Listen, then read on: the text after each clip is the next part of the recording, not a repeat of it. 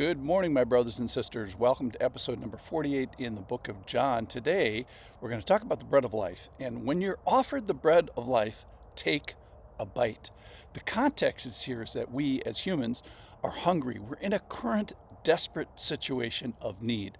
We need this life-sustaining rescue that we can't provide for ourselves. So it has to have a divine source, and it has to be tailored and specific and usable for us in a way that we can use it as humans. So it was pictured in the Old Testament as bread, literally manna coming down from heaven. And then the provision happens. This bread from heaven comes down to us. It's the bread of life. So we're going to find out today about the people that receive it. And that's what we're going to major on today, is the agency that the people have to receive the bread, or maybe even say no, not receive it. So this is from John chapter number 6. I'm going to start in verse 32, which is just a little bit of backtrack from yesterday. Truly, truly, I say to you, it was not Moses who gave you the bread from heaven, but my Father who gives you the true bread from heaven. For the bread of God is he who comes down from heaven and gives life to the world. They said to him, Sir, give us this bread always. So at least initially, they want it. Jesus said to them, I am the bread of life. Whoever comes to me shall not hunger, and whoever believes in me shall never thirst. But I said to you that you have seen me and yet do not believe. That's the amazing part of this verse, verse 36. But I said to you that you have seen me and yet you do not believe. All the Father gives me will come to me. Whoever comes to me I will never cast out. For I have come down from heaven not to do my own will, but the will of him who sent me. And this is the will of him who sent me, that I should lose nothing of all that he has given me, but raise it up on the last day.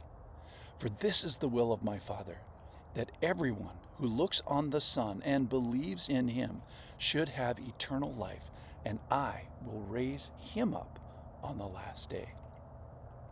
So we're launching from this understandable and cozy bread from the Old Testament. And it met a real need in a real time, in a real place. It satisfied the hunger. And then we're going to go to this spiritual bread of life. Look at the claims today. There are 14 of them. I'm the true bread from heaven. I am sent by the Father. I give life potentially to the world. I am the bread of life. It's a new name for God. This name for God never will stop. It will exist for all times. He who comes to me shall not hunger. He who believes in me shall never thirst. You have seen me, but yet you do not believe. All that the Father has given me will come. Whoever comes to me, I will never cast out. I have come to do the will of him who sent me. This is the will that I should lose. His will is that I should lose nothing, which means no person, of all that he has given me. I will raise up those that are mine on the last day. Everyone who looks on the Son and believes will have eternal life. I will raise up such a person on the last day. So God makes some amazing claims in these 14 things, but I was just struck with the person, the people in this. So the people, they start out well in the story today. Give us this bread. It sounds good. We have a desire for this. And then as he reveals himself, Jesus says about them, you have seen God, and yet you do not believe, or at least not yet. So hopefully these people will believe tomorrow or today. So there's a sovereignty of God from this passage for sure. We'll get to that in a second. But I want to talk about the sovereignty of people, that people have something to say about this. That Jesus says about the people that get this revelation, that get these claims of God, you have seen me and don't yet believe. So you have seen God and you do not believe, at least as of today.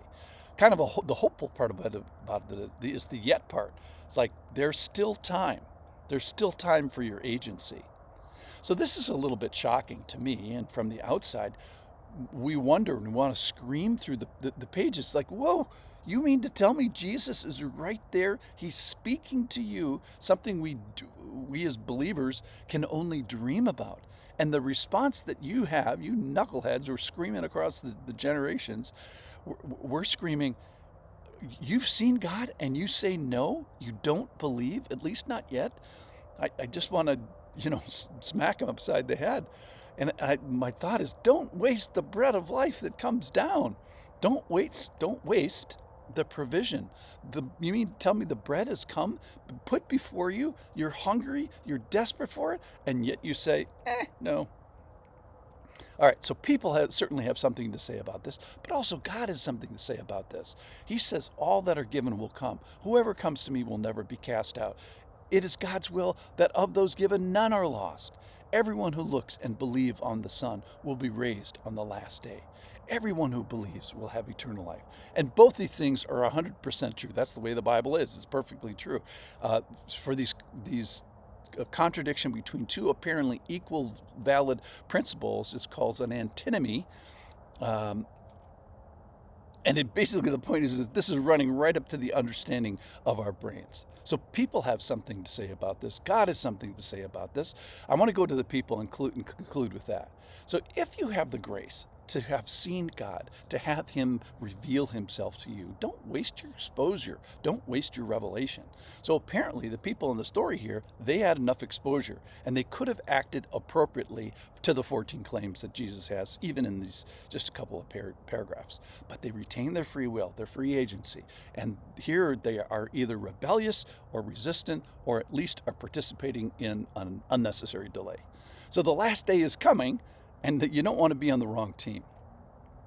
So the big picture of this is I have this desperate need. It's external, it needs external help. It has to come from heaven. It's a current need.